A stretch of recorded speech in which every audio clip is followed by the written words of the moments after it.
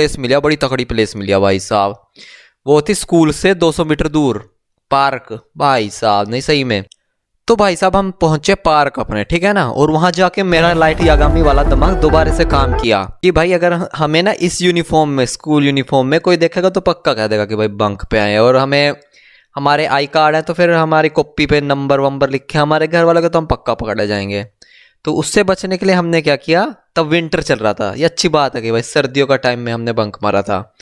तो फिर मैंने क्या किया, उसे बताया कि भाई हम अपनी शर्ट निकाल देते हैं और ना बैग में पा लेते हैं, क्योंकि ये नीचे हमने कपड़े पा रखे थे और भी। तो फिर हमने ऐसा ही किया। और इसमें सबसे बड़ी बात कि हमारे स्कूल शूज और स्कूल पैंट अभी भी हमने पा रखे हैं भाई साहब। हम जोकर बन के पार्क में घूम रहे थे पूरे दिन, ठीक है ना। तो फिर उसके बाद हमारी लाइफ एकदम सही जा रही थी भाई। पार्क में एकदम बढ़िया सी धूप निकल रही थी, मौसम भी सही सुहाना था। और तो फिर भाई तभी ना हमारे सेकंड क्लास के भाई को लग गई भूख, ठीक है। और ये मेरे को कह रहा है कि भाई भूख लगी है। तो फिर मेरे को याद आया कि मेरे ना बैग में भाई साहब एक कैंडी है, लॉलीपॉप जैसी बहुत बड़ी, ठीक है ना।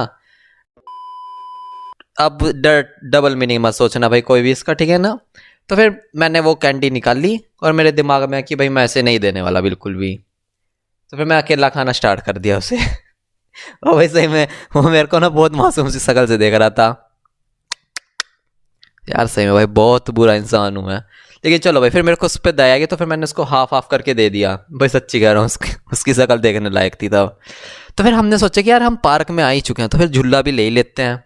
तो फिर हम ना एकदम बढ़िया से, एकदम सही भाई, एकदम सुहावने से मौसम में ना झूले ले रहे हैं अपने। और तभी एंट्री होती है इस बंदे की भाई। नहीं सही में भाई, इस आदमखोर इंसान की एंट्री हुई और हमारी ना स्माइल थी ना जो, सब उड़ गई भाई साहब, सही कह रहा हूँ।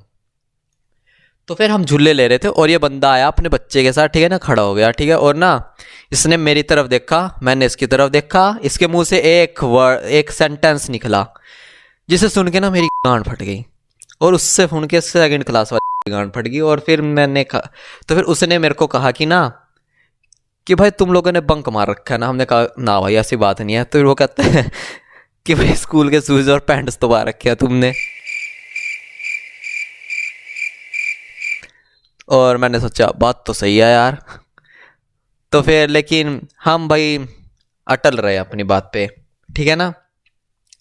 तो फिर उसके बाद उसके मुंह से एक सेंटेंस निकला, जो सेंटेंस ऐसा था कि भाई तू इसका बेटा है ना। और भाई सच्ची कह रहा हूँ, ये सुन के ना मेरे को पता लग गया था कि भाई मैं मर चुका हूँ, गंदे वाला मर चुका हूँ भाई मैं तो।